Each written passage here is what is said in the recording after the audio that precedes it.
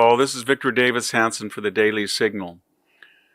There's been a lot of media hysteria, some ambiguous and some negative polls. We've talked about that before, that they seem to be not so disinterested as we might imagine. It's in line with previous prejudicial polls. But here's the main course of action that we're all looking at. It's 100 days, and we're right in the middle of everything, and yet people are already talking about Donald Trump as if he's failed or there's an obituary. Nothing could be further from the truth.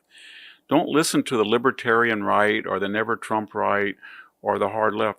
What's happening is we're watching the most dramatic counter-revolution in our history. This is more fundamentally changing than even the Reagan revolution that rebooted the American economy and won the Cold War. And it's even more, more fundamentally transformative than the Roosevelt first 100 days when he took the country hard left with the New Deal. And what do I mean by that? Everything is in play, and we have no idea how it's going to happen. It's going to turn out, or what will happen. But it could be what Donald Trump called a golden age. Let's look at foreign policy very quickly. Iran is not the Iran of 2015-16 when Obama did the deal. It's not even the Iran that we got out of the deal under Trump's first administration. This is Iran that has no air defenses to speak of. Anytime the United States or Israel wants to penetrate the air shield of Iran, it can. There is no Hezbollah as we knew it. There is no Hamas as we knew it. The Houthis have been completely neutered. We spent $1 billion, but Trump hit them with almost everything we've had. The Red Sea is opening up to navigation. And so my point is that if Donald Trump wants to cut a deal, it will be on terms that get rid of the nuclear program. And if they do not want to get rid of the nuclear program, they have no more surrogates. There's no Mr. Assad in Syria. And these other terrorist appendages that I just said are defunct. So he'll either get a nuclear deal, or he'll either outsource to Israel, or we will take out that nuclear threat that Iran may possess. So there's going to be one way or another a solution to the Iran problem. In Ukraine, we're beyond give them whatever it takes, the Joe Biden strategy of, it's a non-strategy. Just feed that Stalingrad carnage house. From liberal to conservative have already outlined the parameters of a ceasefire and peace. A DMC, a commercial corridor, institutionalized Crimea and Donbass in the possession of Vladimir Putin, unfortunately, which he took those two territories in 2014. No NATO membership for Mr. Zelensky, but a lot of arms so that he can deter Putin, and probably EU membership. If that peace is settled, Donald Trump will soar. Joe Biden allowed that war to break out because he did not arm Ukraine in an offensive way, the way that Trump had. The Afghanistan pullout lost us deterrence, and then he had a non-strategy, and we had something worse than Stalingrad in World War II. Back home, we are on a renaissance of foreign investment, $4 or $5 trillion. Our tech lords are building huge factories. All that's going to kick in very soon. In addition to that, we're on an energy renaissance. There is no prohibition about Anwar or Keystone. Whatever we want to do in terms of natural gas, nuclear, clean coal, oil production, it's going to happen. And it's going to lower energy prices, and it's going to be very important for Europe. And that's going to change our strategic relationship when we start in full mode, supplying them with liquid natural gas and maybe even oil. When we look at the universities, there's going to be a fundamental change in the universities, whether they like it or not. There may be a tax on their endowment. There may be some conditions on student loans, this $1 trillion student loan program that's in shambles. They're going to have to get rid of DEI and trying to avoid the Supreme Court decisions. They've taken so many billions of dollars and not told us about it. And from China, I could go on, but there's going to be fundamental reform of the university that'll be positive. And most importantly, and finally, there's about 5 or 6 entities with whom we run the trade deficit that account in aggregate for about 90% of the $1.2 trillion that we are in deficit. And if Donald Trump gets a deal, and I think there's a 50-50 chance in the next month he will, with the EU, with Canada, with Mexico, with the ASEAN or the Southeast Asian nations, with Germany, part of the EU, with South Korea, there's not a lot of them. And once one deal starts to unfold, the others will follow. And because the fundamental economic indicators of job growth, inflation, corporate profits, energy prices are sound, there'll be a little bit of disruption as we reboot with these trade deals, but they're going to do two things. They're going to bring in a lot of foreign investment of these countries that want to avoid another trade war, and they'll find it's, useful, and there's efficacy in putting plants in the United States. It's already happening. And more importantly, we will not be sending out $1.2 trillion. What am I getting at? All of the hysteria, I think, is prompted or fueled by, I'll say it, I think it's fueled by fear. I really think they have no alternative to addressing the debt, the budget deficit, the trade deficit, and there's only one pathway. And whether you like Donald Trump or not, or you think he's crude, he is embracing policies that in bygone days, both Democrats and Republicans saw was the solution. And the Democrats are terrified that it is not only the viable solution, but it's going to work. Thank you very much. This is Victor Davis Hanson for the Daily Signal. Thank you for tuning in to the Daily Signal. Please like, share, and subscribe to be notified for more content like this. You can also check out my own website at victorhanson.com and subscribe for exclusive features in addition. You just see him thrown in, rough. I said, please don't be too nice. Like when you guys put somebody in the car and you're protecting their head, the way you put their hand over. Like, don't hit their head, and they've just killed somebody, don't hit their head. I said, you can take the hand away, okay? Now, if you had one really violent day, like a guy like Mike Kelly, put him in charge. He's a great congressman. Would you say, Mike, that if you were in charge, you would say, oh, please, don't touch them, let them rob your store. All these stores go out of business, right? They don't pay rent, the city doesn't have money. It's a chain of events that's so bad. One rough hour, and I mean real rough, the word will get out, and it will end immediately. End immediately.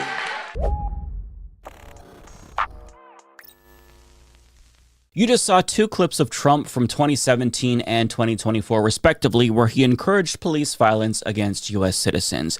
And now, as president, he is taking steps to make that a reality.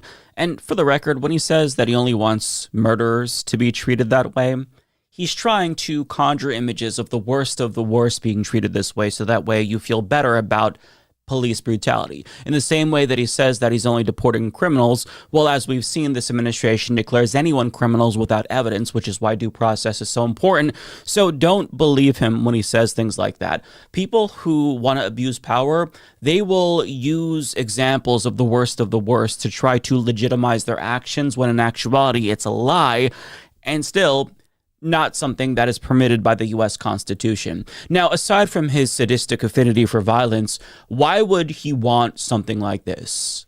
Politically speaking, what does this accomplish? And his logic is that the normalization of excessive force would keep the peasants in line and deter crime. But that right there is just the tip of the iceberg, because as Rolling Stone reports, during his first term as president, Trump reportedly floated the idea of conducting mass executions and having U.S. police units kill scores of suspected drug dealers and criminals in urban areas. So in his first term, he wanted to take a page out of the playbook of violent dictators like Rodrigo Duterte of the Philippines, who denied due process to suspected criminals and ordered police to execute drug dealers on sight. But Trump couldn't go as far as he wanted to because of the people in his administration who stopped him from abusing power. But those people are gone, as we now know, and there's nothing holding him back. And since he's no longer restrained, he's finally able to implement the dictatorial policies that he's wanted. And on that note, he just signed what's arguably his most dangerous executive order yet, that lays the groundwork for what we've seen in those clips. The America that he described, where police officers can basically abuse citizens with impunity. And that executive order morphs us into a full-blown police state, and it's called Strengthening and Unleashing America's Law Enforcement to Pursue Criminals and Protect Innocent Civilians. And it does a number of things. First and foremost, it shields officers from accountability by providing them with pro bono legal assistance in the event that they're held accountable for excessive force. It also expands federal resources to train state and local law enforcement officers to, quote, aggressively police communities against all crimes, and expands legal protections for police officers while investing in prison security and capacity. It also directs the Attorney General, Pam Bondi, to go after officials at the state and local level who try to restrain police or who engage in local initiatives that promote diversity, equity, and inclusion. In other words, addressing police violence against black and brown people, for example, and trying to stop that would presumably be prohibited under this order. But here's the big one. Within 90 days, it directs Pam Bondi and Pete Hegseth to increase the flow of military equipment to state and local police departments, and says that they must, quote, determine how military and national security assets, training, non-lethal capabilities, and personnel can most effectively be utilized to prevent crime. So let's break it down. This executive order doesn't just expand the militarization of police forces, which would be bad in and of itself. It is opening the door to military-like tactics being deployed against U.S. citizens, while simultaneously shielding police officers from legal culpability if said military-like tactics result in abuses of power. In other words, he's basically training police departments to be pseudo-military forces where officers are trained as if they're soldiers serving as occupying forces over cities with citizens subjected to their individual whims. This, my friends, is what I'd like to call a police state. In fact, that's not just what I'd like to call it. This is what a police state is. It's a sort of soft martial law that gives police officers blank checks to abuse power and incentivizes it in some ways. But this is just one of multiple things that he's doing to turn us into a police state, because in a guest essay for the New York Times, M. Gesson, an author of numerous books about totalitarianism, explains that a police state also utilizes things such as kidnappings in unmarked vehicles. This happened in Chile under Pinochet, and it also happened in Argentina during their stint as a military dictatorship. And it's happening now in the United States to people like Mahmoud Khalil, Rumeysa Ozturk, and Mohsen Madawi. It's also the mass transport of people, i.e. human trafficking, accompanied with propaganda of them having their heads shaved and marching in formation. It's the growing irrelevance of the law and the helplessness of judges and lawyers. It's the intimidation and looming threat of arrest by police forces in plain clothes like ICE, who blend in with the population and stalk workplaces or linger outside classes that people are taking for English as a second language. You know, it's the lists as well as apps like ICE Raid that reward citizens for hunting down supposed criminal activity by undocumented people. And on that note, Gesson gives us a chilling example, writing, last Friday, mere minutes after Colombia announced the name of its new interim president, Claire Shipman, an entity that calls itself Documenting Jew Hatred on Campus, addressed Shipman on X, quote, we have identified faculty members who the group believes should be purged. The self-appointed enforcers are vigilant. This, too, is a hallmark of a secret police state. The citizens of such a state live with the feeling of being constantly watched. They live with a sense of random danger. Anyone, a passerby, the man behind you in line at the deli, the woman who lives down the hall, your building's super, your own student, your child's teacher, can be a plainclothes agent or a self-appointed enforcer. People live in growing isolation and with the feeling of low-level dread, and these are the defining conditions of living in a secret police state. People lose the ability to plan for the future because they feel that they have no control over their lives, and they try to make themselves invisible. And he concludes by unsurprisingly saying that as somebody who's lived in a police state before, the United States has become a police state. Hence why he listed all the characteristics of police states and tied them back to the actions of the Trump administration. And to be clear, this was written before Trump's latest executive order, which basically solidifies our status as a de facto police state. So things are really bad. And what I want to hone in on is his talk about this culture of fear, because that right there is a huge component to police states. I mean, just from a personal perspective, how many of you recently have second-guessed a post that you were going to make on social media, but you chose to self-censor because you don't know if it's going to get you in trouble, even if it's mild? How many of you have questioned whether or not you should flee the country, or considered whether or not you'd be targeted at some point during this administration because of your political views? That fear that you're feeling, these questions that you're asking yourself, these calculations that you're making internally, that right there, that fear is what makes police states so potent. It changes the dynamic of the country. So instead of mobilizing and taking action in response to abuses of power, citizens might feel more inclined to look the other way, because if they don't, then they fear that they could be next. See, in democracies that actually function properly, citizens don't self-censor because they have protections that stop abuses of power. But when that all breaks down, when law and order ceases to exist and we're basically ruled by the whims of one individual, well, those protections are no longer there. Due process is gone. And since we no longer have due process, well, anyone can be accused of anything and be punished if they're accused of whatever crimes the regime says that they're committing.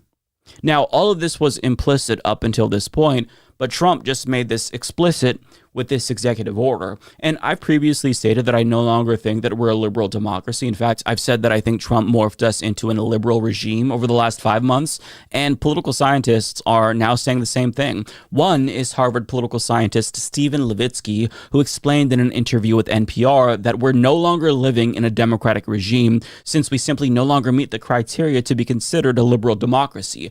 And Americans seem to agree, because Axios reports that 52% of Americans now believe Trump is a dangerous dictator whose power should be limited before he destroys American democracy. And on top of that, a poll conducted by Siena College and the New York Times found that 66% of Americans described his presidency as chaotic, and 59% described it as scary, and his net approval for literally every single issue is now negative. And the fact that a majority of Americans describe this administration as scary is evidence that the police state that Trump has instituted is effective. It's working as intended. That's the point, to scare people. So they back down. This is why Timothy Snyder talks about obeying in advance, because, you know, if you are too afraid to speak up and you obey in advance, you basically teach the tyrant what is and isn't permissible. They don't even have to resort to repressive tactics if the population is too scared to mobilize and speak up and protest. Now, I don't think it's that bad yet with regard to fear. Americans are still protesting every single weekend and speaking up. But the fact that so many people are already afraid just a couple of months into Trump's administration demonstrates that it's not that difficult to formulate a very effective police state. It's just a matter of maintaining it now going forward. And, you know, to know that Americans actually recognize Trump as a dictator, I think that that's encouraging.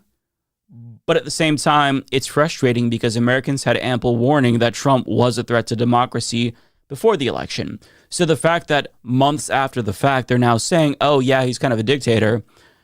I mean, yeah, Order he literally filled. tried to overthrow the last election. So, I mean, if you didn't want a dictator, America, maybe you shouldn't have fucking voted for the guy who said that we should terminate the Constitution. And see, part of the reason why our institutions failed us is because a functioning democracy would not allow somebody who tried to overthrow democracy to be eligible to run. You have to put restraints up to protect democracy from people who want to destroy it. This is a basic thing that democracies have to do to maintain their status as democracies. And America just doesn't have that. Part of it is institutional, part of it is personnel. I mean, Merrick Garland, as Attorney General, did not do his job. Democrats did not do their job. Republicans obviously failed as well. They could have impeached Donald Trump. They failed. And now all the people who failed us are responsible. I mean, Mitch McConnell, now complaining about Donald Trump's authoritarianism, is one of the individuals that could have taken action at the time to rein in Donald Trump, but he chose not to. A lot of these Republicans who are now secretly terrified of him could have voted to impeach him, but even though it was close, they didn't. And now we are stuck with the ramifications of their inaction. You know, but American voters also made this bed for us all as well, because now that they see that Trump very much is a wannabe dictator and is taking steps to turn us into a dictatorship, now they're thinking, oh, this doesn't seem right. They're having a little bit of buyer's remorse, if you will. But I mean, look, maybe you dumbasses should have paid attention. Sorry, I don't mean to be crass, but I made so many fucking videos before the election trying to tell you all that this man was a danger to democracy. I talked about how he was comparable to Hitler in many ways. And now people are, after the fact, saying, oh, wow, this is kind of dictatorial and this is reminiscent of Nazi Germany. And people like me who were trying to sound the alarm is sitting back thinking, yeah, if only somebody fucking warned you. And I get that I have a small platform, but it's not like I was the only one who was sounding the alarm. Political scientists, even though nobody listens to them, historians were trying to warn us that this man was a danger to democracy, and nobody wanted to listen. Now, the problem is that there's no guarantee that we're going to be able to get ourselves out of this mess by voting our way out of this mess in 4 years or 2 years. I mean, Trump just launched Trump 2028 merch, because I think he fully intends on running. And on top of that, he signed an executive order giving Doge power over elections in lieu of state and local authorities. And the reason why you give Doge power over elections is because you can root out fraud, which obviously is going to be used as a tool to do voter suppression and perhaps cancel votes in more Democratic Party leaning areas of the country. We don't necessarily know how they're going to weaponize Doge against our right to vote, but they're going to do it. They just passed the SAVE Act in the House, which could disenfranchise millions of married women who don't have a name that matches their birth certificates because they took on the name of their husbands once they got married. So we dug ourselves a hole that's going to be really difficult to get ourselves out of. And that's the thing about dictatorships. They all hold elections, but that doesn't actually mean that there's going to be a change in power. The elections in dictatorships are basically for show. It's kabuki theater. It doesn't actually facilitate changes in power. You can't just vote out dictators once they consolidate power and destroy democracy. Now, look, I don't know if that's going to be the case for us in 2026 or 2028, but the fact that there's not really any certainty in that regard kind of speaks to the gravity of the situation that we're in, doesn't it? So to say that Americans fucked up by electing Donald Trump is the understatement of the century. We will be paying the cost for the election of this man for generations to come. It is one of the dumbest things voters have ever done in this country. And by the time he's done, I can assure you he will have done more damage than George W. Bush. I've always maintained that George W. Bush was the worst president of my lifetime just because of the sheer number of deaths he's caused. But by the time it's all said and done, Trump will have caused more death and destruction. And on top of that, he's killing our democracy faster than any other former president.